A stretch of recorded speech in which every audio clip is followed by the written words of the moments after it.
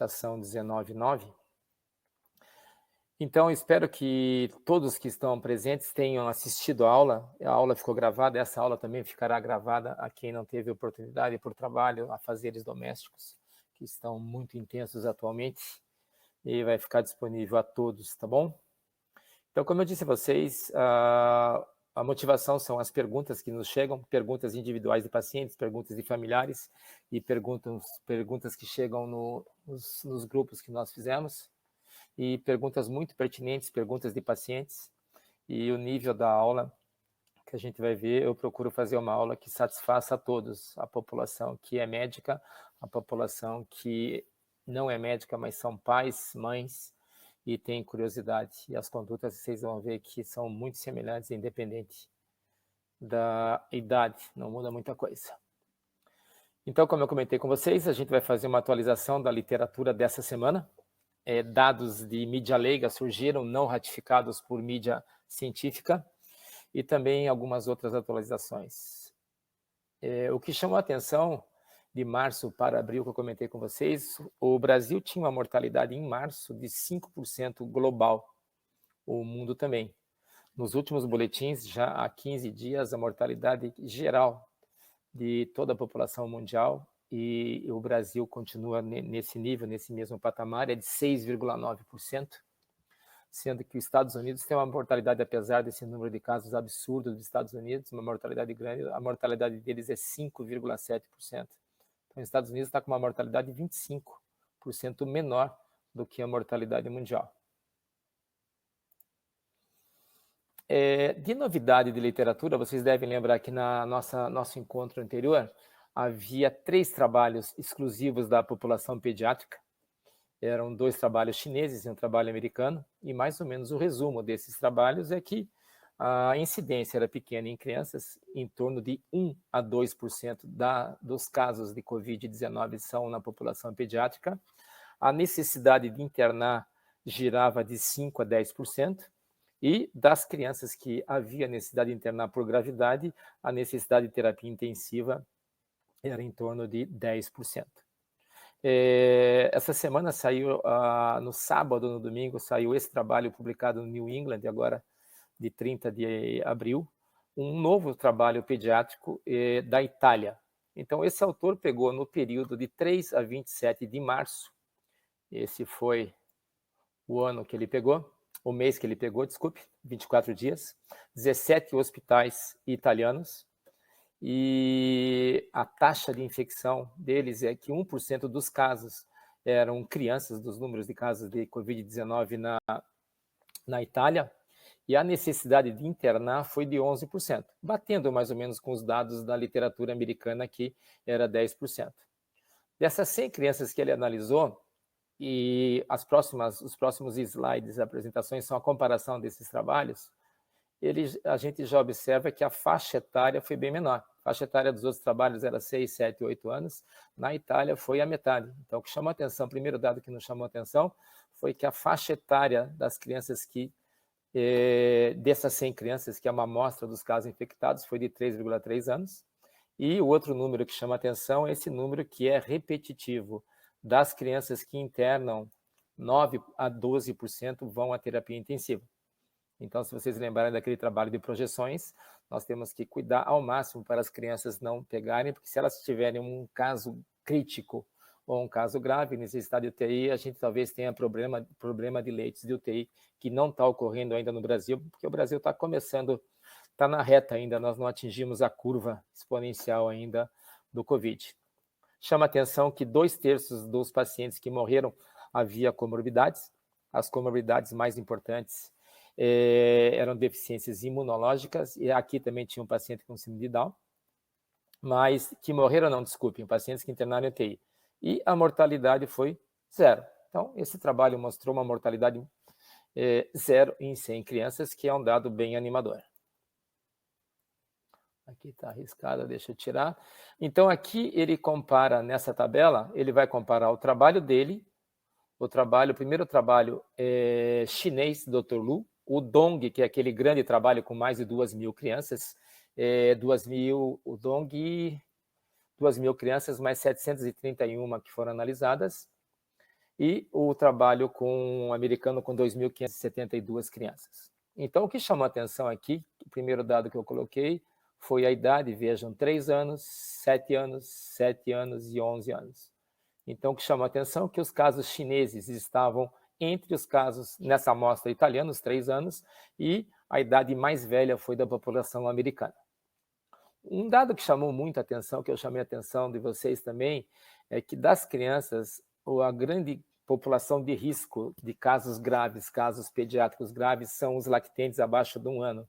E nessa amostra daqui, vejam que 40% das crianças italianas que internaram, dessas 100 crianças, 40% tinham menos de 1 ano, demonstrando, assim, essa maior expressão, essa maior gravidade, a gente vai ver depois, e maior número de casos na população abaixo de 1 ano.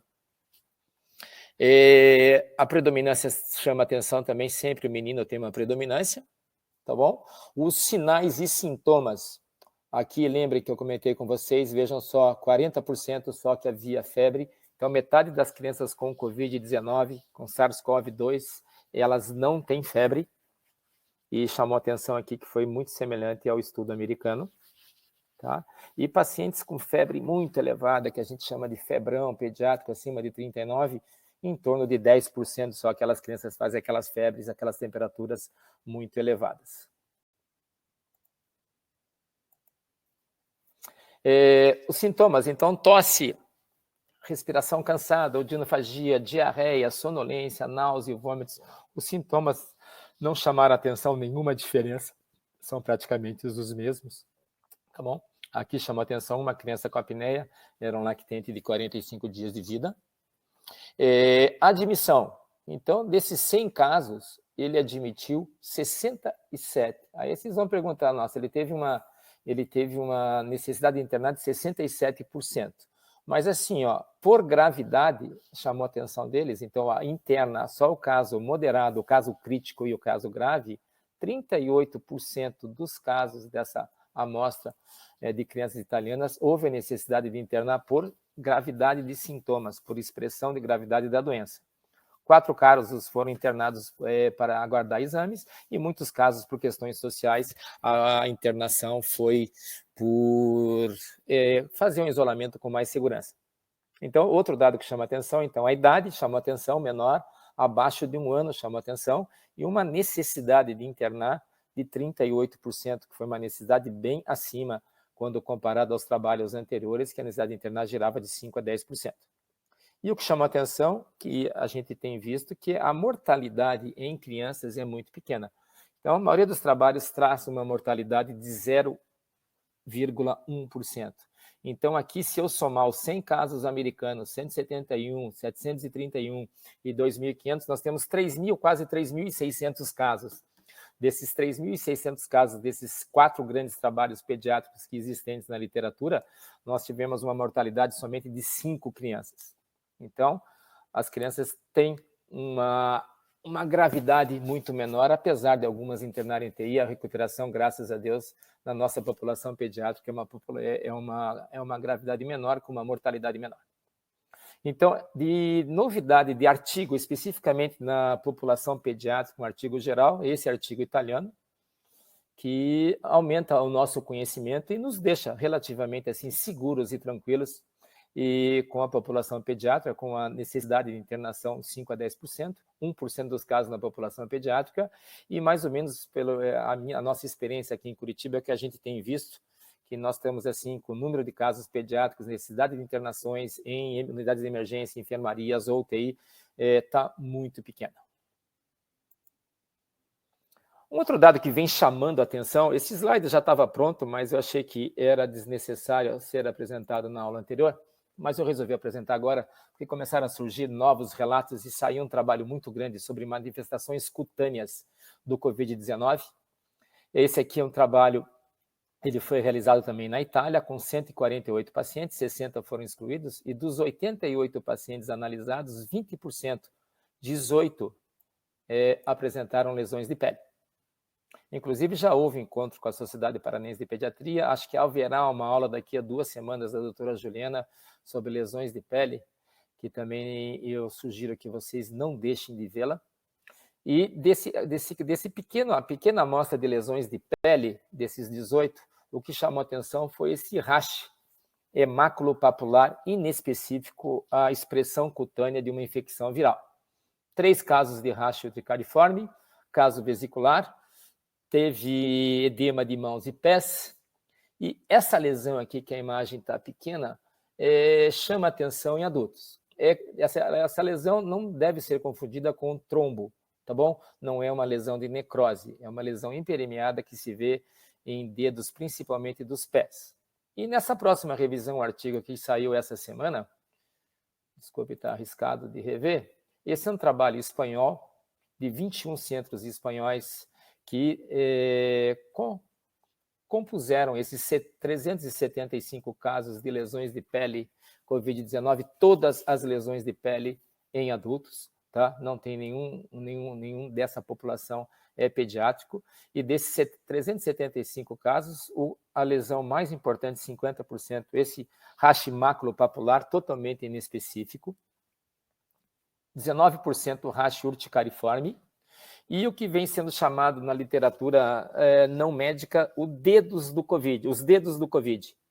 São pessoas que têm, principalmente nos dedos dos pés, essas lesões hiperemiadas, algumas descamam, lembrando frieiras, e que nessa amostra foi apresentada também 19%. 19% de 375 dá praticamente 70 casos.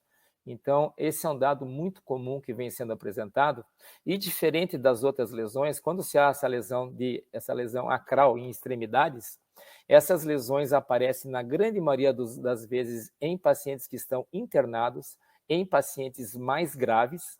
Essas lesões, a maioria das vezes os pacientes vão para o ambulatório e voltam ao seu domicílio, e essa lesão aqui de extremidade, ela aparece bastante, como eu falei, nos pacientes internados, e ela vem após o quadro pulmonar. Então, geralmente o paciente tem a sua primeira semana do quadro respiratório, o quadro respiratório muitas vezes é mais grave, necessita de internação em UTI, e durante a sua permanência na UTI que aparece essa lesão. Ela não é pruriginosa e não houve nenhuma correlação de morbimortalidade. Então, o paciente que tinha esse tipo de lesão não teve uma maior mortalidade comparado a outra lesão.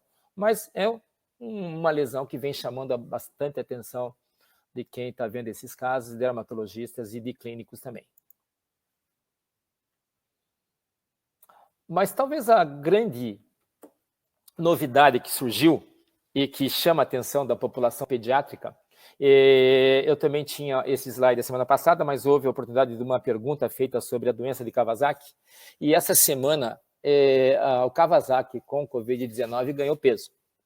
Eu chamo a atenção de vocês que toda a literatura de Kawasaki, que eu vou mostrar para vocês, são de artigos não científicos, são relatos, tá bom? A mídia leiga está publicando bastante, mas não tem nenhum trabalho com metodologia científica, trabalho com revisão dos pares e trabalhos publicados. São mais relatos e algumas conexões estão sendo feitas de uma forma de apresentação da Covid-19 como doença de Kawasaki. Será que é doença de Kawasaki? Sendo que o gatilho dessa reação autoimune seja o Covid ou não? Ou será que uma manifestação da Covid-19 com lesão de músculo cardíaco ou de vasos cardíacos? O primeiro sinal de alerta, o relato, surgiu na Espanha e no Reino Unido, e a apresentação clínica que chamou a atenção eram crianças que tinham febres, temperaturas bem elevadas, com dor abdominal. Então, os pacientes não tinham sintomas respiratórios, o que chamava atenção eram dor abdominal, alguns acompanhados por náusea, alguns acompanhados por vômitos, sendo que alguns dos casos, foram mais ou menos 20 casos relatados também nos Estados Unidos, alguns com erupção cutânea, e o que chamou atenção é que rapidamente alguns desses casos evoluíram para cima de baixo débito.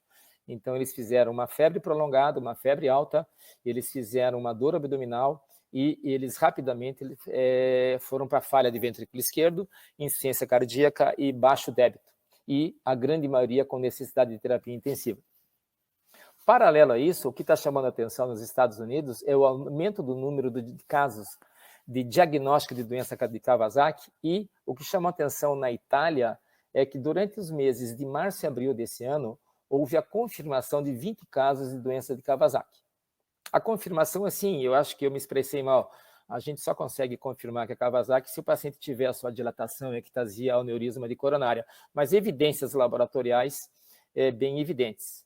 Nos últimos 3 anos, nessa região da Itália, onde foi comentado, ou na Itália toda, o número de casos em 3 anos foi o mesmo, 20 anos. Então, na Itália, foi reportado durante esse período o mesmo número de casos em 2 meses que havia nos 3 anos anteriores. Então, esse é um dado que chamou a atenção bastante, a literatura médica criou um sinal de alerta, um pouco de pânico, porque muitas pessoas, os pediatras, comentam dessa doença com seus pacientes. Um breve histórico da doença de Kawasaki, ela foi descrita por Dr. Tomisako Kawasaki em 1967, 50 pacientes. A primeira publicação em língua inglesa aconteceu 7 anos após. Mais 2 anos, a primeira série de pacientes, crianças americanas, do Havaí.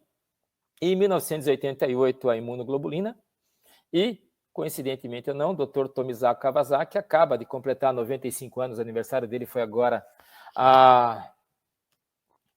fevereiro, né? É o inglês, então dia 7 de fevereiro ele completou 95 anos e ele continua na ativa com a sua fundação e, sem dúvida nenhuma, ele é um marco na literatura mundial, ele é um marco na pediatria mundial e chama a atenção esse aspecto de uma pessoa de 95 anos e produtiva. E a gente sabe que uma das chamadas zonas azuis, o Japão faz parte das zonas azuis, e chama a atenção que um dos motivos de uma das nossas condutas que nos faz viver bastante é ter um propósito, trabalhar, tomar vinho, tomar azeite e comer peixe. E das zonas azuis, o Dr. Tomisako Kawasaki, acho que ele tem essas características.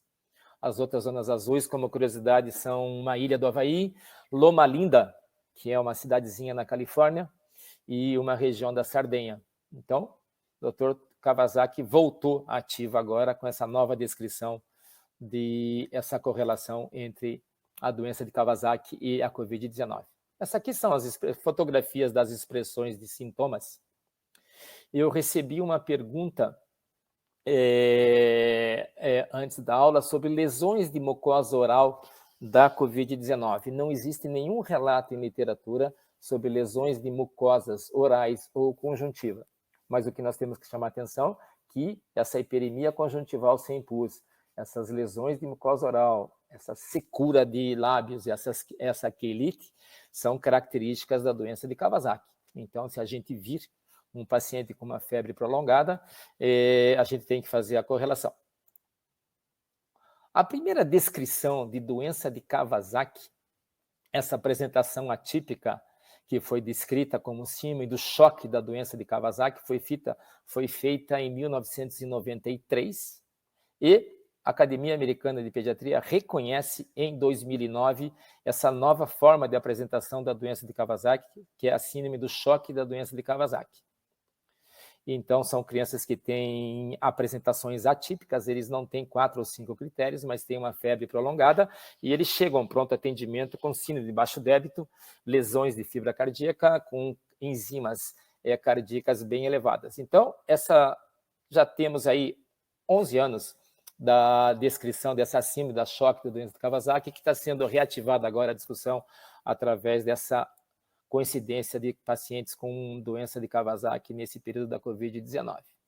Outro dado que chama atenção, esse é um trabalho da doença de Kawasaki publicado ano passado, que ele vem na fisiopatologia.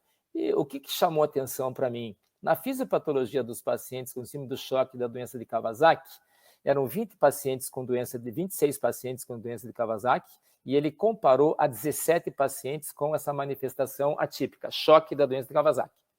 E ele observou proteína C reativa e dedímeros bem mais elevados do que os pacientes que tinham doença de Kawasaki, uma maior resistência à imunoglobulina, aqui faltou um O, peço desculpas, a necessidade de corticoide no segundo ciclo, e os pacientes tinham maior complicações com dilatações e aneurismas de coronária. E, na sua fisiopatologia, o que chamava atenção era aumento de interleucina 10, era aumento de interleucina 6 e 10, aumento de alfa e gama, fator de necrose tumoral.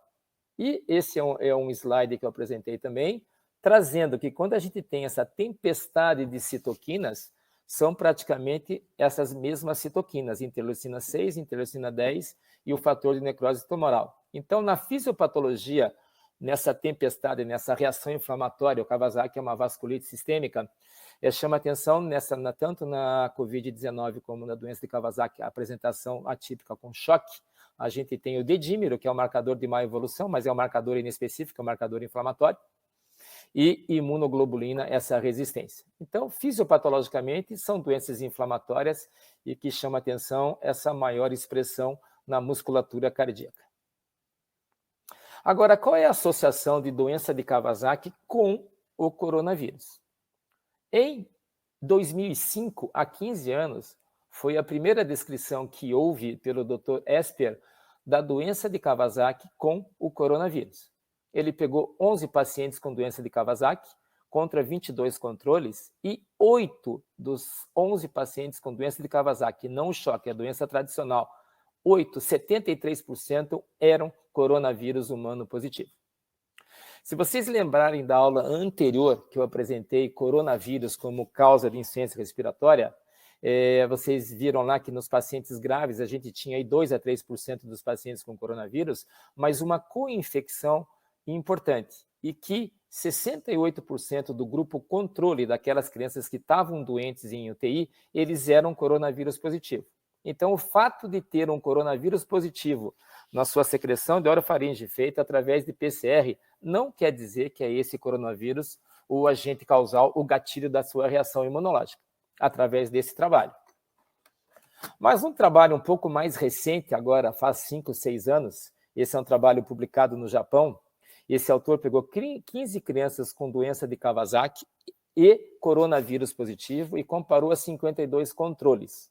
E, através de ensaios de imunofluorescência, ele tentou estabelecer uma relação causal, porque ele, através dessa imunofluorescência, ele conseguiu tipificar e identificar esse coronavírus 229E, estabelecendo aí uma relação causal da doença de Kawasaki típica com a doença, com o coronavírus como o gatilho de sua reação autoimune. Então, sobre a doença de Kawasaki e coronavírus, já se tem aí 15 anos de discussão na literatura e agora vai ganhar, com certeza, haverá publicações. Esses 20 casos italianos provavelmente vão ser investigados e haverá uma publicação sequente.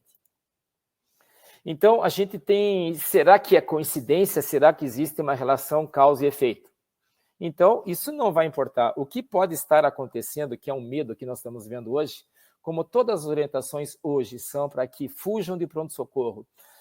Se teu filho tem febre, teu filho está bem, ou mesmo adultos, a gente está vendo que a população de pacientes adultos com infarto chegando tarde a unidades de pronto atendimento devido ao medo de ir a um pronto atendimento pelo Covid-19, talvez essa preocupação que a população está tendo de só ir a pronto-socorro, em último caso, esperar, isso esteja atrasando o diagnóstico de muitos pacientes com doença de Kawasaki e talvez até aumentando a sua mortalidade e morbidade, porque a complicação com o aneurisma, quando você deixa o tratamento para ser feito após a sua primeira, segunda semana, a gente tem um risco de 20% e 25%.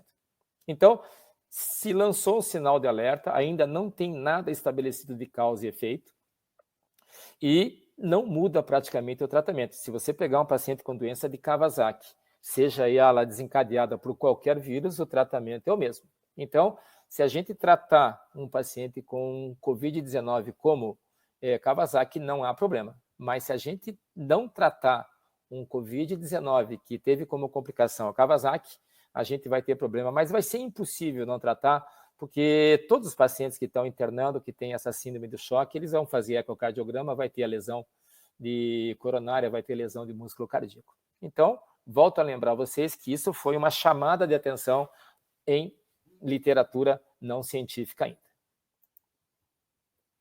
Bom, eu coloquei de volta esse slide aqui, porque houve várias perguntas sobre anticoagulação em crianças. Tá bom?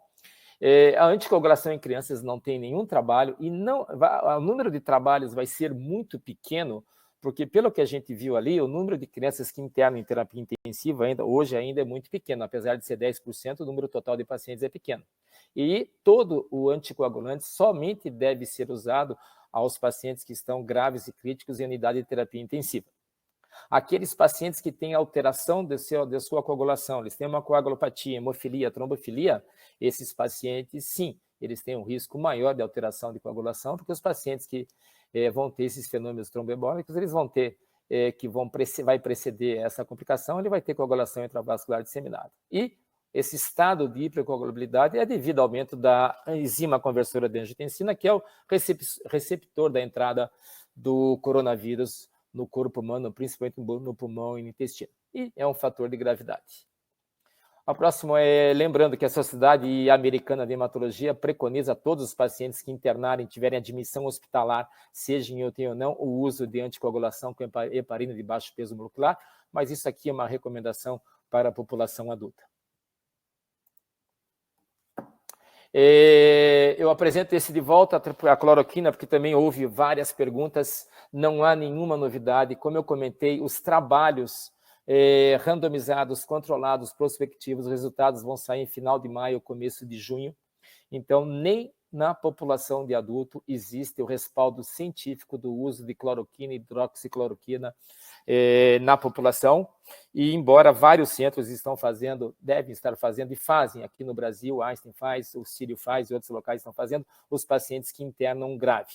Existe uma discussão na literatura que aquele paciente que tem o diagnóstico está na sua forma moderada ou a sua forma leve, para evitar que ele complique. Isso a gente não pode responder ainda, porque a gente não tem uma literatura com metodologia adequada para poder ter essa resposta.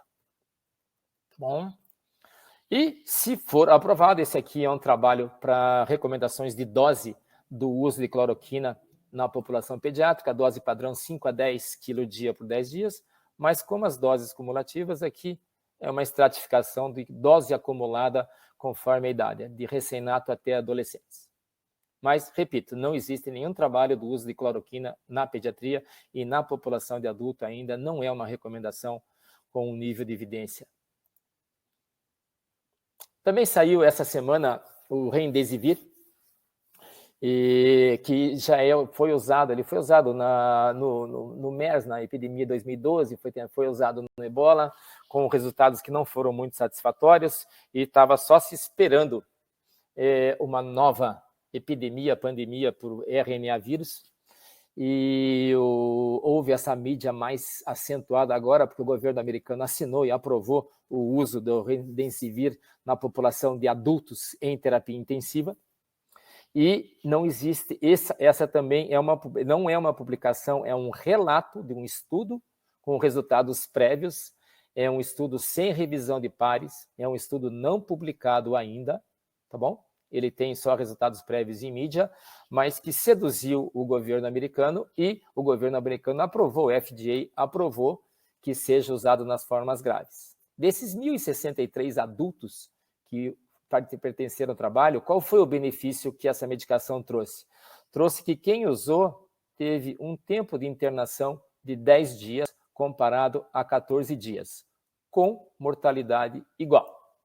Então, a gente vai pensar, por que é que eu vou usar esse medicamento se eu vou ganhar 4 dias e a mortalidade vai ser igual? O ganho de 4 dias é um ganho significativo, porque a gente sabe do grande problema que nós temos, que é o número de leitos de terapia intensiva. E o americano está passando por isso, principalmente em Nova York, onde o número de leitos de UTI está bem limitado. Então, se esse medicamento tem realmente essa característica e teve esse benefício de reduzir 4 dias em 10, são 30% a 40% do tempo de treinamento, os leitos de UTI vão rodar mais rapidamente e mais pessoas vão poder se beneficiar. Houve uma publicação agora recente do Lancet, com 236 pacientes, 158 usaram e 78 não usaram. Essa é uma literatura, são pacientes chineses. A mortalidade foi igual, não teve o benefício de diminuir tempo de internação, e 66% dos pacientes apresentavam efeitos colaterais, sendo que destes, 12% a 15% efeitos colaterais graves, que houve a necessidade de suspender o medicamento. Mas, volto a afirmar, estudos de baixo valor metodológico e científico. Foi só mais como curiosidade. A outra discussão, vacina BCG e Covid-19. Está se publicando muita coisa, também vários relatos, alguns trabalhos prévios com alguns vieses que eu vou discutir com vocês, com a seguinte premissa: nos países onde a vacina BCG é feita de rotina, a mortalidade e o número de casos é menor. Isso é observado em vários locais. Então, partindo dessa premissa, se começou a discutir bastante BCG, e começou a se discutir coisas assim que nunca foi feito, como vacinar a população de risco, vacinar idosos que receberam a vacina há mais de 40, 50 anos, e vacinar profissionais da área de saúde que estão em contato constante com esse vírus. Então, começou a se discutir isso em alguns locais, e a gente sabe que a vacina BCG, ela não é tão...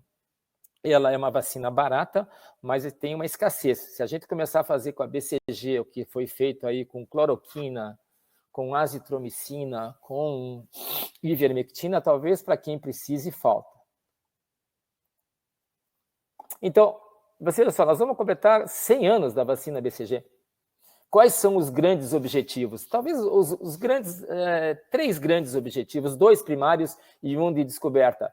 Prevenções de formas graves da tuberculose, meningite e tuberculose e tuberculose miliar. Então, o objetivo de fazer a vacina BCG é evitar as formas graves da tuberculose. Ela é indicada em todas as crianças abaixo de 3 anos em países com uma alta prevalência de tuberculose, como é o Brasil. Houve também em países com HIV um maior número de necessidade dessa vacina, e isso foi aprendizado meu, eu não sabia. A vacina BCG é feita intravesical em pacientes que têm um tipo de câncer de bexiga específicos. O tratamento é feito com a BCG também. E até se extrapolou, será que esses pacientes que usam BCG frequente ou pela sua necessidade da terapia de câncer estariam mais protegidos ou não? Então se começou a falar muito sobre BCG e Covid-19. Aqui é uma tabela para ilustrar países que nunca fizeram, que fizeram e suspenderam, e que rotineiramente fazem, como é o Brasil. E a gente vê aqui, Brasil, Portugal, alguns países mais pobres, a gente vai ver, tá? E países aqui europeus e os Estados Unidos, não tem. E a gente vê aqui, a gente vai discutir Itália, número de casos absurdo, mortalidade absurda, Estados Unidos, um absurdo, Espanha, bastante. Mas, em compensação, a gente vê aqui a Alemanha. A Alemanha tem número de casos, mas a Alemanha tem um resultado fantástico e não se faz a BCG. Então, esse aqui é um trabalho recente publicado, ele foi publicado ontem, e ele coloca aqui os pacientes vacinados, em verde, e os pacientes não vacinados, e o número de casos por 1 milhão. O que se observa, mais ou menos, a gente vê em verdinho, o nível está bem mais alto, a literatura traz mais ou menos 10 vezes mais. Então, o número de casos por 1 milhão nos países que não é feita a vacina dá em torno de 400 por milhão, e onde é feita a vacina, 39. Mortalidade também, 4 por milhão onde é feita a vacina, contra 40 por milhão onde não é feita. Esse aqui é um relato também importante, que tenta relacionar a vacina com a condição econômica. Então, esse gráfico pega número de casos por milhão do Covid-19, pega países com uma baixa condição socioeconômica, países mais emergentes, e pega países considerados ricos. E ele mostra aqui os países aqui com uma condição com PIB alto, países ricos, Itália, Bélgica, Estados Unidos, e vai colocar aqui Alemanha, França, tudo isso aqui, eles vão ter um número de casos bem mais elevado do que os países pobres, onde a grande maioria desses países se realiza a vacina. O P, que é para quem, esse é um valor que a gente usa para dizer se tem validade estatística, esse número, sem dúvida, tem, se eu analisar numericamente só o número de casos. E a curva aqui é a mesma distribuição, só que eu estou usando mortalidade, tá bom? E também mostra que os países onde, além de ter os países que não fazem a BCG, além de ter maior número de casos, eles têm uma mortalidade bem mais elevada do que os países mais pobres, onde é feita a vacina BCG, de rotina. Qual que é o mecanismo de ação? Por que a BCG tem essa proteção? A gente sabe que a vacina BCG não protege só contra o micobactério. Ela tem a característica de aumentar a imunidade heteróloga, ela protege contra infecções de outros vírus, principalmente RNA vírus, ela ativa linfócitos T e B, ela aumenta a produção de anticorpos e citocinas também, e ela protege de infecções por vírus, principalmente no aparelho respiratório, e diminui os casos de sepse e os casos de SARA nos pacientes que têm isso. E o que a gente vê em muitos pacientes com a Covid-19 no pulmão, além de essa coagulação de microvasculatura, a gente vê esse edema pulmonar, como a anatomia patológica mostrou, edema pulmonar com membranas hialinas. Então, essa seria a razão de se fazer. Então, o que chama atenção é a BCG, que está completando 100 anos, depois de 100 anos ainda suscita, ainda estimula bastante gente a fazer pesquisas científicas e sua ação, além da tuberculose, ela tem essa ação, está se propondo essa ação nessa infecção viral. Quais são os vieses que existem? Primeiro, as demografias populacionais desses países analisados são bem diferentes. O estágio que está a pandemia, e a gente sabe que a mesma pandemia pode ter uma expressão diferente conforme o país. Então, se a gente pegar agora, você está na Europa, França, Itália, Espanha, Rússia, você está lá. A gente sabe que a pandemia está acabando, o número de casos está acabando. A gente pega Estados Unidos, eles estão ainda com um número de casos absurdos de casos, uma mortalidade pequena, mas está num estágio diferente. A gente pega o Brasil, como eu disse para vocês, está na reta da pandemia ainda, nem chegou a primeira curva. Então, não posso comparar resultados de países diferentes com estágios diferentes. As outras condutas de isolamento são completamente diferentes. O Japão se faz a vacina e não se fez isolamento, tem um resultado bom. Países onde se faz a vacina e se faz isolamento tem um resultado não tão adequado. Então, não dá para você tirar na interpretação desses dados, não só analisar a BCG, como as medidas restritivas que são tomadas pelos governos desses países. A gente sabe que países pobres, as notificações dos casos são muito erráticas, então a gente pode ter uma subnotificação. No Brasil, a gente sabe que a notificação estimativas, que como hoje eu acho que nós estamos aí com 100 mil casos, a estimativa é que a gente tem que multiplicar esse número por 10, 12. Então, talvez o número de casos do Brasil seja 1 milhão. Testar a população, os testes nos países ricos, a gente consegue testar todo mundo para confirmar o número de casos. E as cepas são usadas de maneiras, cepas em cada país são cepas diferentes do micobactério. Então, o outro viés, se excluiu a Alemanha, Nova Zelândia e Austrália, que são países que não se faz a vacina BCG e o número de casos e principalmente a mortalidade é bem pequena. Nós pegamos o Brasil. O Brasil hoje, em número de casos, é o terceiro país do mundo em número diário de casos. A gente hoje só perde para a Rússia, que é o segundo, com 10 mil casos, e a gente perde para os Estados Unidos, que tem relatado 30 mil casos ao dia de ontem para hoje. Mas os Estados Unidos, apesar de não fazer a vacina, ele, como eu comentei no começo, ele tem um número de casos absurdo, é o campeão mundial, e a mortalidade dele é 30% menor do que nos outros países do mundo, apesar dele não fazer BCG. Então, é uma linha de pesquisa, é um comentário, é uma observação interessante, sem dúvida nenhuma, mas não dá para a gente relacionar causa e efeito, e vacinar a população talvez seja uma precipitação grande. Então, o que é a recomendação da Organização Mundial? Você tem que ter um uso racional e responsável, porque senão vai faltar vacina para os pacientes com câncer e para as crianças abaixo de 3 anos que vivem em países onde a tuberculose é muito prevalente, então a gente vai colocar em risco. Não existem estudos com evidências científicas rigorosas, geralmente são relatos sem revisores de resultados e, como eu disse, é uma hipótese interessante, é uma hipótese que a gente tem que continuar analisando e estudando. Existem hoje, sendo feitos no mundo, 3 ensaios clínicos nos Estados Unidos, na Holanda e na Austrália, e não existe a recomendação, indicação de vacinar a população de risco, vacinar não vacinados, e desde que ele não tenha menos de 3 anos, é claro, e vacinar profissionais da área de saúde que estejam em linha de frente. É arriscado que eu estava mexendo. Uma outra preocupação, especificamente da pediatria, é asma. A gente sabe que asma é a doença crônica mais comum do mundo. A prevalência de asma, por exemplo, aqui em Curitiba, nós trabalhamos aí com 15%, 18%, quer dizer, cada 5 crianças, uma tem asma. E se asma realmente é um fator de risco para Covid-19. De todas as crianças que internaram e todos os trabalhos que foram analisados grupo de risco, não tem nenhuma criança internada com caso moderado, caso grave ou crítico, onde está relatado como doença crônica asma, tenha ela falecido ou não. A asma é um fator de risco importante na população de 20 a 50 anos. 27% dos adultos americanos internados durante esta pandemia, nessa idade, 27% têm asma, então, nessa população. Orientações de como se conduzir da Covid-19 num paciente com asma. Manter todas as medicações profiláticas. Se o paciente usa beta-2 de longa, continua. Se ele usa corticoide em aerossol, continua.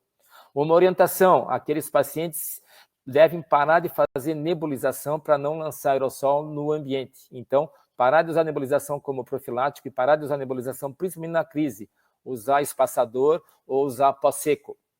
O tratamento da crise deve ser continuado como sempre foi orientado. Já saiu o GINA 2020, a orientação é fazer o tratamento, usar o beta-2 de curta, usar o corticoide sistêmico, se tiver indicação, não deve-se evitar o uso de corticoide, apesar de alguns relatos mostrarem que corticoide, isso acontece mais em adultos, num uso mais prolongado e doses mais elevadas, com pneumonia nosocomial, com morbidade, com ventilação, por diminuição de clearance mucociliar e faz uma depuração menor do vírus. Orientar os pacientes, toda a crise moderada e grave deve ser encaminhada ao hospital para avaliação. A gente sabe, como eu comentei do Kawasaki, o medo de ir para um hospital.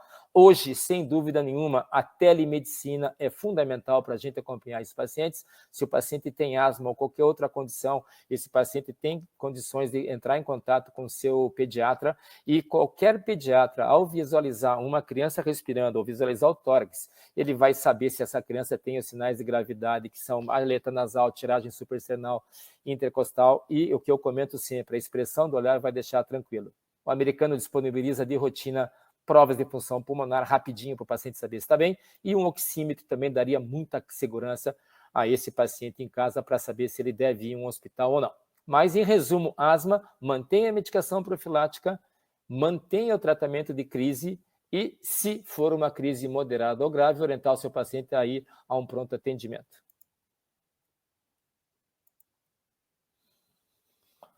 Um outro dado que está chamando a atenção, também publicação recente, isso está acontecendo também no Brasil, com a suspensão das aulas, muitas crianças dependem da alimentação escolar.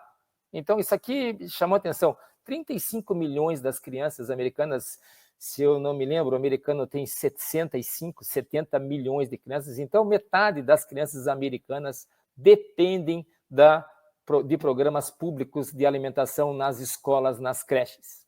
Com a suspensão das aulas, essas crianças vão ter um problema nutricional importante, sendo que esses problemas nutricionais vão trazer consequências importantes à sua imunidade e até à sua escolaridade. Uma criança, se não tiver na escola americana alimentando, vai custar a uma família americana $30 por semana. Então, se a gente colocar $30 por semana, um mês são $120. O desemprego na América do Norte está aí. Hoje, acho que são 12 milhões de americanos que perderam emprego, a estimativa é que chega a 20. Então, vai se criar um problema. O governo americano já destinou 100 bilhões de dólares para ajuda nutricional e está fazendo parceria com instituições privadas para manter a alimentação dessas crianças, porque senão se terá uma consequência por gerações, se essa pandemia demorar muito. Então, o governo e entidades privadas devem manter e essa população vulnerável a gente deve proteger com alimentação para evitar que tenha uma disparidade tanto no acesso à universidade e à sua saúde com diminuição de imunidade. Esse é o dado que vem chamando muita atenção. Todos os pediatras, eu acho que há vários pediatras assistindo e conversando comigo agora. A gente é solicitado diariamente pela família, a gente é solicitado diariamente pelos nossos pacientes sobre o trauma dessa pandemia, o que isso pode estar acontecendo. Então, vários relatos a gente recebe que meu filho está triste, o meu filho está depressivo, o meu filho não come direito, o meu filho voltou a não dormir, a acordar. Então, essa pandemia está trazendo consequências emocionais importantes, com alterações comportamentais e muitas alterações psiquiátricas. Então, a expressão que esse autor americano é meio pesada. Crianças estão sofrendo perversamente em benefício de adultos e idosos.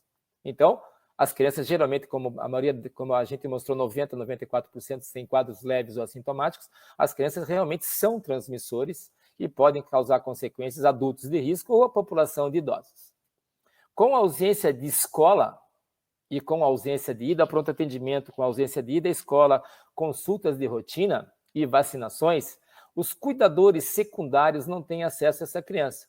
Então, o que se está tendo muito cuidado e medo é uma pandemia secundária de negligência e abuso contra as crianças. As crianças estão o tempo todo em casa, não tem a saída, as crianças podem não expressar a terceiros, como o pediatra, a professora na escola, o assistente do posto, perceber por que você está triste, e as queixas de negligência e abuso na América do Norte subiram no mês do mês de 15 de março até 20 de abril, em 90%.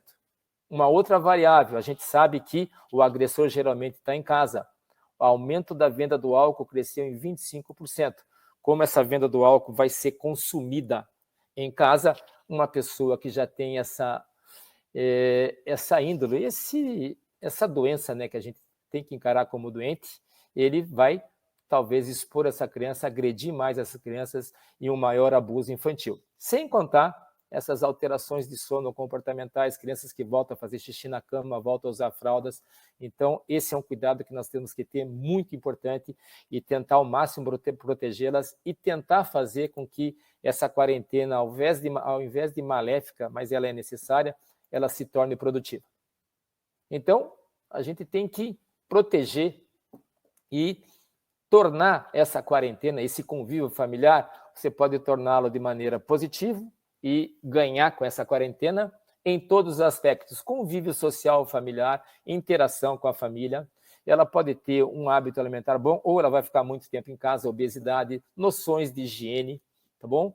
E problemas médicos que a gente está vendo aqui. Então, aumento de acidentes em casa também é muito importante, as crianças estão o tempo todo em casa, e alterações de sono, controle de esfíncteres. Então, é um cuidado que a gente tem que ter. Quando um familiar conversar com você, pediatra, observar, os pais devem observar, e aqui no Brasil, vários locais estão disponibilizando consultas e uma ajuda profissional de maneira gratuita. Quase todos os estados têm centrais, e os pacientes que precisarem é só entrar em contato com o pediatra dá acesso a essas consultas, sejam elas privadas ou públicas.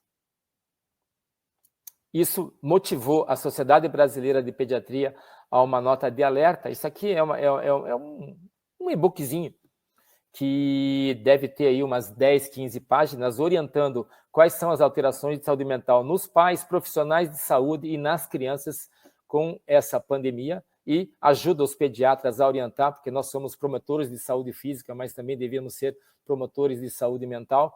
Então, essa é um e-book que tem várias orientações de como tentar ajudar todas as pessoas envolvidas na quarentena. Isso aqui eu coloquei também porque eu recebi algumas solicitações, como nós devemos proceder e nos cuidarmos para procedimentos de ressuscitação cardiopulmonar. Então, também é um manual que explica, os procedimentos são os mesmos, sem dúvida nenhuma, você vai ter que ter EPI, né? Todo mundo vai ter que ter EPI, e também é bem prático, de acesso livre a quem quiser na Sociedade Brasileira de Pediatria. Então, repito isso aqui, não podemos afrouxar, tá bom? A gente não pode ter, o Paraná está tendo um resultado muito bom, os números não estão tão crescentes, então a gente não pode sentar nesse nosso aparente sucesso. Nós temos que mantermos alerta, mantermos o nosso isolamento para evitar cenas trágicas como essa que a gente tem visto com esses enterros coletivos em valas comuns. Então, se nós estamos diante de uma doença que a gente não sabe nada ainda dela, não existe vacina para essa doença. Não existe tratamento específico para essa doença. E pode faltar leitos em terapia intensiva a única conduta efetiva que a gente tem, a única vacina, a conduta efetiva, é a gente manter o nosso isolamento e a gente não relaxar nesse momento. Em patologias que a gente conhece, nós temos que nos atualizarmos constantemente e agora com a Covid-19, que é uma novidade no mundo inteiro, sem dúvida nenhuma, a leitura é importante e eu agradeço vocês, a presença de vocês e o interesse de vocês. Então, a gente consegue fazer atualização médica. Eu sei que várias pessoas estão participando de vários eventos, existem vários eventos. Então, sempre que vocês tiverem acesso a um evento de atualização médica da Covid-19, seja ela em criança, adulto, em gestante, em idosos ou não, sempre é interessante assistir, assistam que a gente vai conseguir ter esse conhecimento médico e esse aprendizado a gente vai levar para toda a nossa vida. Mais uma vez, agradeço a todos e a gente vai iniciar com uma sessão de perguntas. Eu tenho uma sessão de perguntas que foram encaminhadas, eu vou passar aqui para vocês a pergunta e vou procurar respondê-las, e depois dessas respostas, não são muitas, a gente pode abrir para perguntas que, caso alguém que esteja vendo não mandou, queira encaminhar para mim.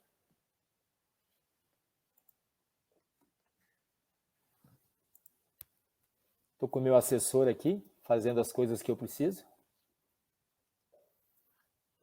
Então, vamos começar. Volto a dizer que talvez haja perguntas que vocês façam que eu não tenho uma resposta definitiva ou eu não tenho a resposta. Daí eu quero que vocês me ajudem e a gente consiga aprender junto. Iniciar anticoagulante ou hidroxicloroquina precocemente, em que momento seria o mais indicado? Então, isso eu comentei na apresentação. Anticoagulante não tem indicação para usar em criança, só se essa criança tiver alguma alteração de coagulação e tiver uma forma moderada, grave ou crítica, e não existe nenhum trabalho do uso de hidroxicloroquina ou cloroquina na população pediátrica. E todos os trabalhos que existem na população de adultos são trabalhos e são prescrições fora de bula, mas está sendo usado rotineiramente, mas guardado para os casos graves em terapia intensiva. Paciente internado por Covid, faltou 19 aqui, com insuficiência respiratória, mas ainda sem indicação de ITI. Existe validade de iniciarmos hidroxicloroquina, enoxieparina ou heparina? Não. Então, como eu disse a você, eu não tenho conhecimento de crianças que internaram em terapia intensiva. Na literatura, ninguém que internou em terapia intensiva foi feito esse medicamento, não está nada publicado, mas não é de meu conhecimento de crianças que internaram aqui no Brasil em terapia intensiva a necessidade de hidroxicloroquina, ou se o paciente internou, aquele paciente que tem uma apresentação moderada, aquele que está com broncopneumonia, mas ele não insatura, não tem sinais de gravidade. Será que deve ser começado a cloroquina e hidroxicloroquina para evitar que ele evolua? Isso está sendo feito muito em adulto, off-label. Em criança não existe essa resposta e foge do meu conhecimento, mas o meu conhecimento, devido a eu ser um grupo de risco, o meu conhecimento é praticamente de conversa com colegas e literatura. Como tratar casos suspeitos sem sinais de gravidade? Só orientação ou incluir sintomáticos? Sintomáticos, tem um P a mais aqui. Ou iniciar algum tratamento com ivermectina. Ivermectina também foi uma pequena onda que houve aí há um mês. Hoje não se fala mais em ivermectina nem em adultos, tá bom? O que é o caso suspeito sem sinais de gravidade? Então, eu estou analisando aqui, se o caso é suspeito, quando que um caso é suspeito? O caso é suspeito quando ele tem contato domiciliar com o caso confirmado ou quando é um paciente que tem qualquer quadro de infecções de vias aéreas superiores, qualquer paciente hoje com cefaleia, tosse, febre, diarreia, ele vai ser um caso suspeito. A orientação é qual? Muito líquido em casa, higiene nasal, ambiente arejado, alimentação normal, usar antitérmico e analgésico se necessário. Apesar de não haver houve uma retificação da OMS quanto ao anti-inflamatório não hormonal, e o anti-inflamatório não hormonal, independente da Covid, não faz parte do meu arsenal terapêutico. Eu tenho muito medo de anti-inflamatório não hormonal, lesão renal e outras complicações. Então, se o paciente tiver febre, dá analgésico antitérmico, dá bastante líquido e observa. Fundamental, orientar os familiares quais são os sinais de gravidade. Então, orientar familiares o quê? Se o paciente começar a gemer, leve para o hospital. Se o paciente começar a ter dificuldade para respirar, leve para o hospital. Se o paciente tiver uma febre que não passa, se ele fica muito prostrado, apático, sonolento, mesmo afebril. Então, se orienta quais são os sinais de gravidade e é fundamental, se esse paciente tiver condições, quando ele estiver em observação em casa, qualquer sinal de gravidade que seja o mais besta possível que a família possa perceber, que a família entre em contato com o seu médico. Hoje você consegue fazer uma consulta por telemedicina com o teu celular, faz uma videochamada ou faz uma agenda de telemedicina para o pediatra visualizar o teu filho e se houver a percepção do pediatra de gravidade, ele vai te caminhar um pronto atendimento ou ele vai tranquilizá-la e vai fazer com que você permaneça em casa. Como saber se um caso é leve, que mandei para casa com sintomáticos, não vai evoluir para moderado ou grave se chegar morrendo ao pronto-socorro? Não existe isso, tá? Então, a maioria dos casos, dificilmente uma criança ou um adulto apresenta já um quadro grave crítico de início. Ele vai começar com um quadro leve, ele vai piorando gradativamente. Então, é incomum um paciente, no primeiro dia de febre, já ter desconforto respiratório e necessidade de terapia intensiva. Então, o que tem que ser feito? A mesma resposta da questão anterior. Oriente o seu paciente quais são os sinais que devem motivá-lo a entrar em contato com você, para você fazer uma nova avaliação por videochamada, consultório, ou oriente essa família por escrito, oriente essa família direitinho, quando devo levar ao pronto-socorro. Quando teu filho tiver dificuldade para respirar, tiragem alta, gemência, sonolência. Então, fundamental a orientação dos sinais de gravidade, porque a menor percepção da família, essa família vai levar a um pronto atendimento. Há estudos sobre crianças em transmissão, qual a taxa de ataque, qual o papel das crianças. Então, os números mais ou menos quais são? A criança é muito mais um transmissor do que um doente. Taxas mundiais hoje, 1% das pessoas infectadas. Então, se nós temos hoje 3 milhões acho que são 3 milhões e meio, que é o número de casos infectados no mundo, 1% é criança. Então, se eu pegar 3 milhões e meio, vai dar 35 mil crianças têm o coronavírus, que é um número expressivo. 1% de 3 milhões e meio vai dar 35 mil crianças. A taxa de internação. A internação varia de país para país, mas a necessidade de internação, a gente vai esquecer esse último trabalho da Itália, que o N foi muito pequeno, foram 100 pacientes, a taxa de internação varia de 5% a 10% das crianças. Lembrando que das crianças que necessitaram internar, 10% podem evoluir para a forma grave e vão precisar de um leito de UTI. Quais os cuidados necessários em casos confirmados, caso haja uma PCR positiva? Os cuidados são quais? Orientar os sinais de gravidade, manter esta criança isolada em casa, ela deve ficar 14 dias. Se houver a condição, ela deveria ficar num quarto sozinho para ela. Uma única pessoa deve tomar o cuidado com ela. Se houver condições, banheiro só para ela, uma pessoa que cuida, a pessoa quando entrar no quarto usa máscara, lavar rapidamente as mãos, os utensílios que ela usa, não precisa usar álcool gel, lavar com água e sabão. E a criança, quando entrar usar máscara, a criança deve ficar num quarto isolado. Se não há condição, a gente sabe que no Brasil essa condição, esse privilégio é para poucos, a criança vai ficar isolada em casa, aí sim, nos ambientes em comum, é mais prudente essa criança ficar de máscara. Relatando que as máscaras infantis devem ser usadas acima de 2 anos, porque uma criança que não sabe manusear um objeto não deve usá-lo. Então, se a criança tem menos que 2 anos, não vai ter benefício do uso de máscaras e tomar o cuidado com alimentação, casa bem arejada, talheres próprios, isolar a criança no quarto, usar um único vaso sanitário se tiver condição, ou se não tiver condição, fazer essas orientações que eu comentei anteriormente. Uma criança de 3 anos, febre, cefaleia, mialgia, raste pruriginoso, com 2 exames de dengue negativos. Primeiro você tem que ver, nós temos mais dengue, né? O Paraná tem bastante dengue, pensar em Covid. Hoje, qualquer pessoa que apresente qualquer sintoma agudo, cefaleia, febre, mialgia, dor de garganta, dor de ouvido, hiperemia conjuntival, mialgia, dores nas costas com ou sem febre, você tem que pensar na Covid-19.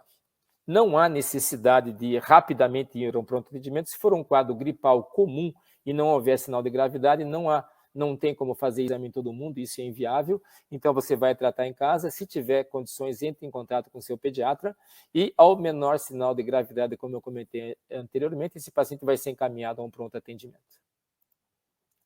Vi um tratamento feito na França que continha montelukast com ação anti-inflamatória, poderia ajudar na Covid em crianças? Você sabe que eu li essa pergunta, eu não achei esse trabalho, e o que existe é o seguinte, não existe a indicação do uso de inibidor de leucotrieno nos pacientes com crise aguda de asma. Não existe a indicação de inibidor de leucotrieno nos pacientes que tenham uma crise aguda de asma leve, moderada ou grave. O inibidor de leucotrieno é um anti-inflamatório que ele tem, ele tem essa ação de proteção contra a asma, e o uso em terapia intensiva, se o paciente interna com uma crise de asma, ou vamos esquecer que ele tem asma aqui, ele interna por um COVID, iniciar inibidor de leucotrieno, e com a expectativa que ele tenha uma morbidade, uma apresentação mais leve da Covid-19, é de meu desconhecimento. Agora, se o paciente usa inibidor de leucotrieno para profilaxia de sua asma, de sua rinite, seja lá o que for, esse inibidor de leucotrieno deve ser mantido nesse momento. Mas iniciar o seu uso na Covid-19, me desculpe, eu vou procurar um pouquinho mais, mas fugiu do meu conhecimento. Se tem sido observadas alterações bucais além do paladar. Você sabe que essa perda do olfato e paladar é uma observação muito comum. 20% dos adultos têm isso. No relato de casos que a gente tem, que eu coloquei para vocês, não há relato de nenhuma criança que tenha essa alteração de paladar e olfato, mas eu volto a lembrar, como é um quadro infeccioso viral agudo, é comum vírus fazerem gengiva estomatite, vírus fazerem lesões de mucosa oral, mas nunca esquecer, se o teu paciente tiver lesão de mucosa oral, ele está com febre há 5 dias, ele tem qualquer rasgo cutâneo, não esqueçam da doença de Kawasaki. Aí sim, as lesões de mucosa oral e cavidade bucal são critério diagnóstico para a doença de Kawasaki. Lactente sibilante e Covid-19. Lactente sibilante, você vai tratá-lo igual se trata uma asma. Se esse lactente sibilante usa corticoide inalado para inibir crise, continue usando. Se ele usa inibidor de leucotrieno, continue usando. Se ele usa beta-2 de curta, ou alguns pacientes estão usando off-label beta-2 de longa, continue usando. Então, não tem como diferenciar um lactente sibilante de uma crise aguda de asma pela idade jovem. A gente vai ter que ver história familiar ou não. Mas o lactente sibilante que tem a Covid-19, os critérios diagnósticos, os critérios de gravidade são iguais. Aí você vai ter que ter a história dele.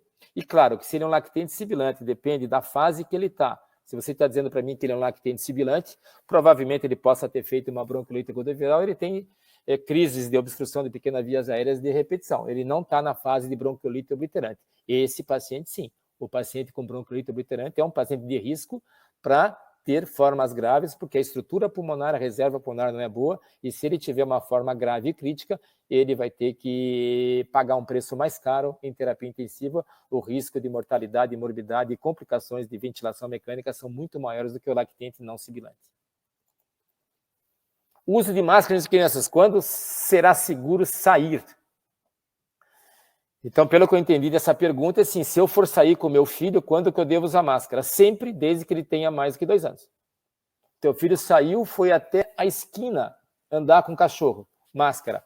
O teu filho saiu, foi ao mercado com você. Nunca mais faça isso, não leve seu filho de jeito nenhum a locais públicos. Mas sempre que uma criança acima de 2 anos for sair do seu domicílio, você vai usar máscara. Isso vai ter uma orientação, vai ter tudo, porque provavelmente o calendário escolar no Brasil só deve voltar à escola pública em agosto, com a volta da escola, então provavelmente será obrigatório o uso de máscara em todos nós, eu não sei por quanto tempo, quando nós estivermos fora do nosso domicílio.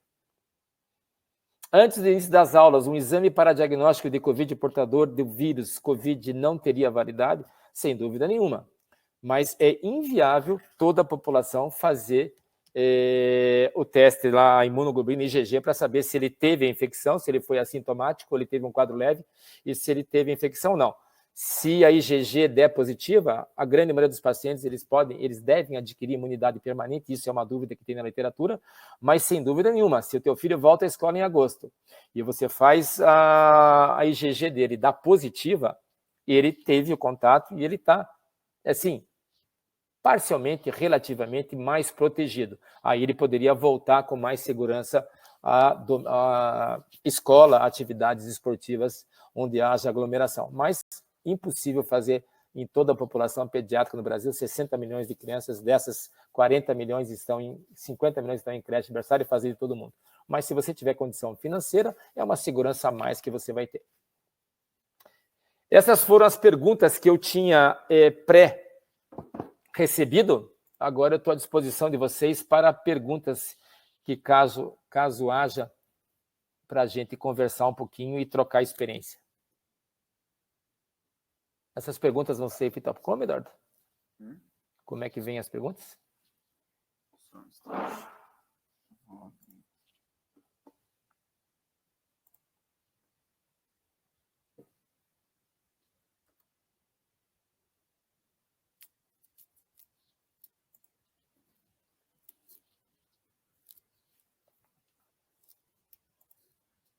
Você bem escrito?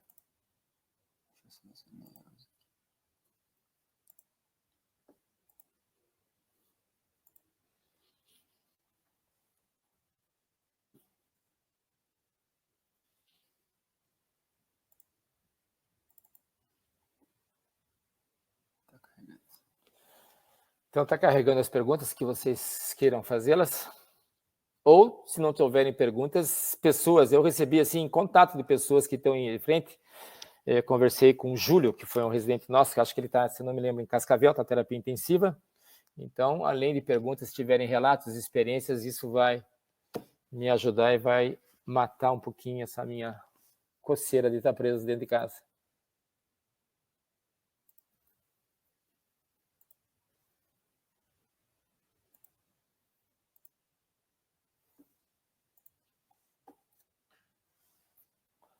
Vai ter aparecer aqui?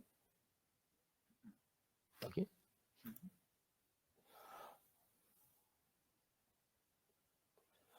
O que significa a descoberta de anticorpos de Israel anunciada no dia de hoje? Olha, me desculpe, Edson, não sei. Não tive acesso a essa notícia. Se você quiser escrever o que você recebeu essa notícia. Israel, a gente sabe que está avançado na pesquisa de vacina, né? Então está bem adiantado, talvez seja o local que saia antes, seja Israel. Mas esse anticorpo de Israel anunciado no dia de hoje, não sei se esse anúncio foi feito em literatura científica, em mídia leiga, tá bom? E eu até te agradeço depois, se você esclarecer não só a mim, talvez haja mais pessoas que não tenham esse conhecimento, faça um resuminho para a gente. Máscaras em crianças, sim, o uso de máscaras, como eu comentei, a Isabelle, tudo bem, Isabelle? Espero que a Giovana esteja bem, tá bom? A máscara acima de 2 anos, Isabelle, tá? Máscara de qualquer tipo, a gente sabe que as máscaras devem ser trocadas a cada 2 horas. A gente vai ver que em criança, a máscara, essas mais simples, a gente vai ter que trocar mais vezes, porque as crianças vão tocar, nós involuntariamente não conseguimos conter isso, e involuntariamente a gente leva a mão ao rosto.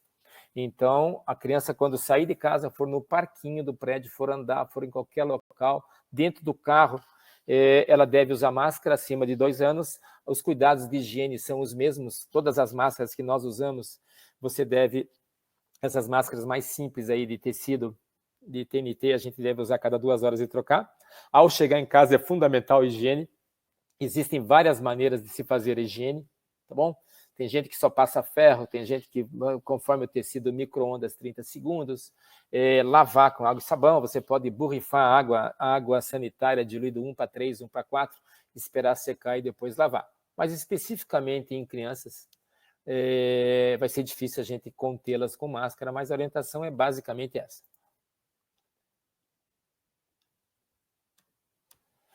Iná, tudo bem, Iná? A minha experiência em telemedicina, não só no Covid-19. Como eu parei os meus atendimentos presenciais já há 40 dias, E eu comecei a fazer a telemedicina há um mês, tá? Então, eu estou usando a telemedicina, e essa telemedicina, eu estou, assim, de todos os casos que eu vi através de telemedicina, eu vi muito mais consultas de rotina, orientações, do que quadros agudos. Mas qual é o meu comportamento? Então, vamos dizer o seguinte, eu vi no domingo uma criança de fora, a criança acho que era de, não sei se era do, não sei que estado do norte do país, é que a criança tinha um quadro febril agudo. Então, a experiência, o que é? Você vai conversar com a família igual uma história e, através do vídeo, você consegue examinar a criança. Era uma criança de 3 anos. Então, você consegue visualizar qualquer lesão de pele, você consegue visualizar a coriza dessa criança e você consegue ver se essa criança tem algum sinal de esforço respiratório. Daqueles sinais de gravidade que classificam a criança como uma COVID grave, todos os sinais são visíveis a olho nu. Então, para a gente classificar uma criança quanto à gravidade de insuficiência respiratória, seja pelo coronavírus ou não, você vai visualizar se ela tem batimento de leito nasal, se ela está taquipneica, se ela tem tiragem alta, tiragem intercostal, você vai escutar se ela geme ou não, e você vai olhar, eu sou repetitivo, olhar a expressão do olhar. Todas as crianças que eu vi, a expressão do olhar me deixou extremamente tranquilo. A orientação foi de uma gripe igual qualquer outra, Tilenol, paracetamol, bastante líquido.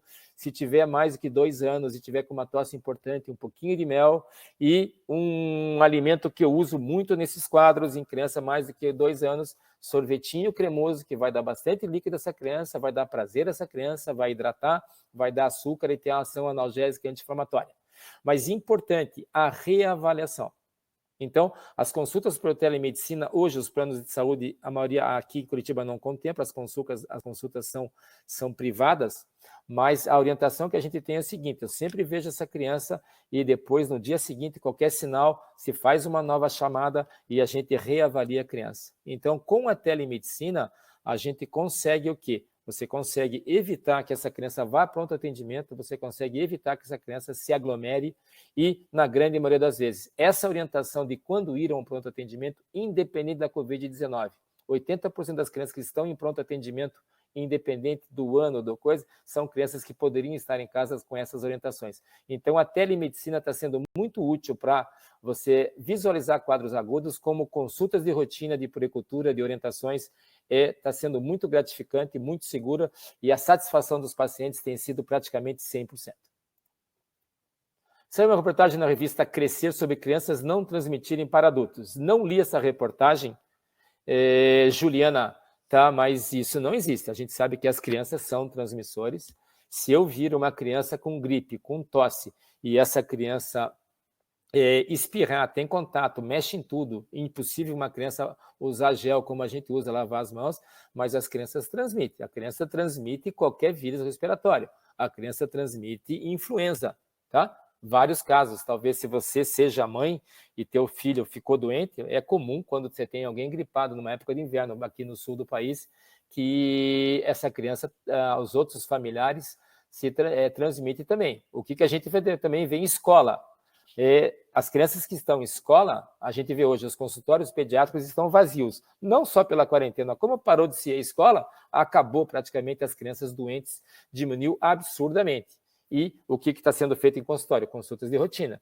E é comum, veja o número de professoras que estão de licença, estão gripadas e faltam atividade escolar na época de inverno. Então, a criança transmite também, sim, em adultos.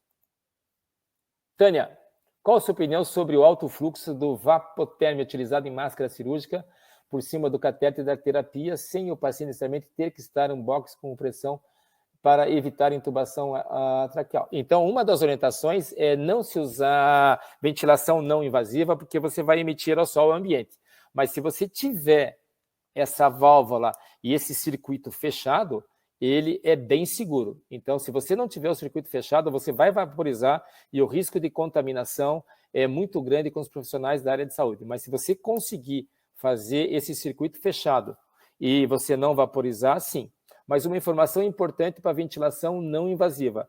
Todo paciente deve ser deixado no máximo 2 horas em tentativa. Se em 2 horas você não reverter o suporte ventilatório, você não melhorar gases dele, você não deixou um pH acima de 7,20, Você não melhorou o PO2 acima de 60 e o CO2 abaixo de 40, o máximo que se permite 2 horas. Se em 2 horas você não conseguir a VNI através de um circuito fechado, esse paciente deve ser submetido à ventilação invasiva. Tem alguma atualização no tratamento da síndrome de Kawasaki? Sim, você sabe que a doença de Kawasaki, Marcelene, acho que talvez tenha conversado com você ontem, Marcelene foi nossa residente médica aqui de Curitiba. Se for, né? Desculpe, se não for, também é um prazer falar com você. Atualização de doença de Kawasaki. O que tem de atualização de doença de Kawasaki? Como é uma doença inflamatória, o tratamento padrão ouro é imunoglobulina. Então, se faz imunoglobulina, você tem que ter o privilégio de fazer essa imunoglobulina na primeira semana de doença. As crianças que fazem imunoglobulina na primeira semana, o risco de complicação cardíaca é 2%, e se você atrasar para a segunda semana, ou você não fizer o diagnóstico e tratá-lo tarde, o risco aumenta para 20% a 25%. Hoje existem scores, Marcelene, preditivos para dizer, hoje 30% dos pacientes com doença de Kawasaki são resistentes ao primeiro ciclo de imunoglobulina. Existem 3 scores que nos predizem que esse paciente tem grande chance de ser resistente à imunoglobulina. E o mais usado é um score chamado score de Kobayashi. Então, quando o paciente chegar, você vê, se ele tiver uma chance grande dele ser resistente, o que está se fazendo hoje é voltar a fazer corticoide junto com a imunoglobulina. Então, aquele paciente que tiver um score que prediz que ele é resistente, você vai fazer o corticoide junto com a imunoglobulina, ou se esse paciente só fez um ciclo de imunoglobulina, ele foi resistente, obrigatório associação do corticoide no segundo ciclo. A mudança que houve a gente usava a aspirina como dose anti-inflamatória. Nas primeiras 2 a 4 semanas, se usava aspirina de 80 a 100 mg por quilo, dividido em 4 dosagens, mas se viu que hemorragia e infecção era muito importante. Então, hoje não está se usando mais a aspirina em dose anti-inflamatória, você começa com a dose pequena como antiagregante plaquetário. E quando o caso é refratário, existem trabalhos aí com macrolídeos como ação anti-inflamatória, mas basicamente é imunoglobulina e associar corticoide se tiver um score preditivo de resistência, o segundo ciclo imunoglobulina com corticoide sempre, e aspirina usar desde o início como dose antiagregante plaquetária. A evolução desse paciente, a manutenção desse paciente vai depender da complicação que ele teve. Aquele paciente que teve aneurisma de coronária, ectasia, dilatação, se esse aneurisma é gigante, ele vai ter toda uma orientação do uso de heparina, atividade física, atividade de competição. Corticoide pode ser usado com o intuito de conter a tempestade de citoquinas inflamatórias. Quando usar corticoide? Hoje, na literatura pediátrica, tem vários relatos. Eu tenho muito medo de mídia leiga, relatos de médicos, gravações de áudios de médicos. E a gente sabe, hoje eu recebi a notícia de um colega meu, que é infectologista, Dr. Moacir, estão se falsificando trabalhos científicos, tá, Isabel e Natália? Então, o corticoide, naquela fase, as 3 fases, tem a fase que você tem contato com o vírus, que é a fase inicial, que ele vai no teu receptor de enzima conversora de angiotensina, depois você tem a fase inflamatória e depois vem a tempestade. Os trabalhos de adultos e alguns locais de adultos estão usando o corticoide quando o paciente está naquela fase inflamatória, o paciente que internou está com broncopneumonia, mas não em terapia intensiva. Na pediatria, hoje, o corticoide só deve ser usado no COVID-19 se o vírus, esse coronavírus, desencadeou uma crise aguda de asma no teu paciente. Então, se o teu paciente é asmático e ele desencadeou uma crise de asma, é indicação do uso de corticoide. Como sepse grave, não está sendo usado corticoide na pediatria. Então, o uso de corticoide e o uso do beta-2 somente se o paciente desencadeou uma crise de asma e o gatilho dessa crise foi o coronavírus. Azitromicina e ivermectina tem indicação na Covid-19? Nenhuma indicação, Tânia, de azitromicina e ivermectina na Covid-19 em crianças, seja qual estratificação de gravidade que tenha, tá bom? Não existe trabalho científico com o mínimo de metodologia que recomende o seu uso. E a gente sabe que ivermectina acabou no mercado, a anita acabou no mercado, a azitromicina, mas não existe nenhuma literatura que nos motive e que nos dê razão, mesmo que off-label, de prescrever azitromicina e ivermectina. Vilma, a influência da vacina do sarampo no Covid-19? Não. Então, o que está acontecendo? Nós temos o surto de sarampo. Então, as crianças que estão sendo vacinadas do sarampo. Hoje, no Brasil, se antecipou a primeira dose pelo surto aos 6 meses. Então, o que está acontecendo? Aos 6 meses, as crianças estão recebendo tanto a dose do sarampo como a primeira meia dose do influenza. E não há relato nenhum que os pacientes que estão sendo vacinados de sarampo, contra o sarampo, desculpe, ou qualquer outro tipo de vacina. Orientação mundial, todo o calendário vacinal deve ser mantido na população adulta e pediátrica. Nenhuma vacina está contraindicada. Clóvis, criança com febre e exantema, sem um diagnóstico definido. Devemos pensar também na possibilidade de Covid? Sem dúvida nenhuma, Clóvis, tá? Qualquer paciente que tenha qualquer quadro febril ou não febril agudo. A gente fala assim, todas as perguntas vêm sobre eu penso em Covid, relatada a febre na história do paciente. Então, como você coloca, se eu tiver febre e exantema. Então, lembrando a literatura, 50% dos pacientes com Covid em crianças não têm febre. Então, se o paciente chegar só com exantema sem febre, pensar em Covid. Se o paciente tiver diarreia, vômito, mialgia, pensar em Covid, com ou sem febre. Então, o ideal, se tivesse condições, seria fazer o exame. Mas o fazer o exame teria um valor epidemiológico, um valor de isolamento, Clóvis, porque sendo Covid ou não sendo Covid, febre e exantema, você vai para 5 doenças exantemáticas, né? Se o paciente teve febre vários dias e depois veio exantema, você vai para uma rosela. Se ele tem febre e exantema, você não pode esquecer o sarampo, você não pode esquecer nenhuma doença infecciosa aguda onde o vírus se expressa muito na pele. Então, hoje, qualquer quadro de sintomatologia aguda, adulto ou criança, grave ou não grave, a gente tem que pensar no Covid. Caroline, deve-se suspender o aleitamento materno dos recém-nascidos de mãe testadas positivas? Se sim, por quanto tempo? Caroline, não existe, vamos lá, não existe transmissão vertical relatada. Então, não existe nenhum nenê que teve a sua contaminação vertical. Mães Covid positivo com o nascimento de nenê, tá? O que eu li um artigo hoje de interessante é de estresse respiratório tardio do recém-nascido.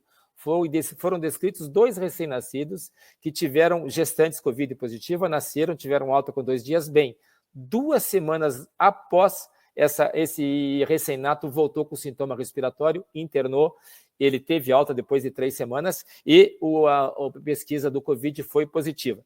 Então, esse estresse, quer dizer, ele teve uma incubação de 14 dias.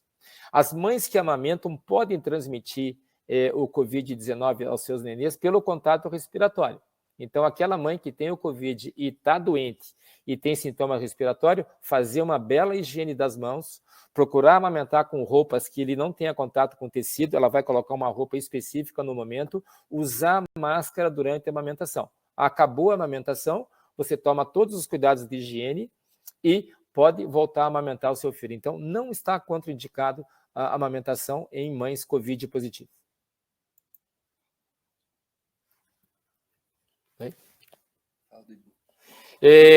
Essas foram as perguntas. Eu queria agradecer mais uma vez vocês pela participação nessa aula.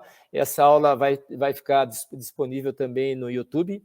Eu queria informar vocês, há 2 meses eu lancei um e-book gratuito com orientações, e eu fiz uma atualização desse e-book. Eu vou disponibilizar também de forma gratuita esse e-book com orientações também importantes a médicos e não médicos, mas um e-book com orientações de suspeita do que fazer, de orientações de escola, de cuidados de higiene, de amamentação, de calendário vacinal, que vai ser útil a todos. Então, nos links que vocês tiveram acesso à aula, vai estar disponível esse e-book. Agradeço mais uma vez a todos. Com essa novidade, a gente vê que eu pensei que só ia responder perguntas, mas a gente conseguiu discutir aí por 40 minutos novidades, coisas de dados que nós não tínhamos a semana passada e começamos a discutir. Então, conforme as novidades que houver, a gente vai motivando. Então, se surgirem mais coisas, espero que a gente tenha mais encontro para a gente poder conversar. Eu só volto a cobrar, não lembro o nome, que comentou daquele anticorpo Israel. Eu prometo para você que vou dar uma olhadinha agora, acabando aqui, eu vou dar uma olhadinha e dar uma lida sobre o que é isso. Mas se você já tiver algum relato, alguma coisa, alguma literatura, ou esse relato para me passar, você tem o meu contato nos grupos, eu tenho acesso. Então, mais uma vez, obrigado a todos, espero que todos fiquem bem e se puderem, se tiverem esse privilégio, continuem em casa, que é o mais seguro, tá bom?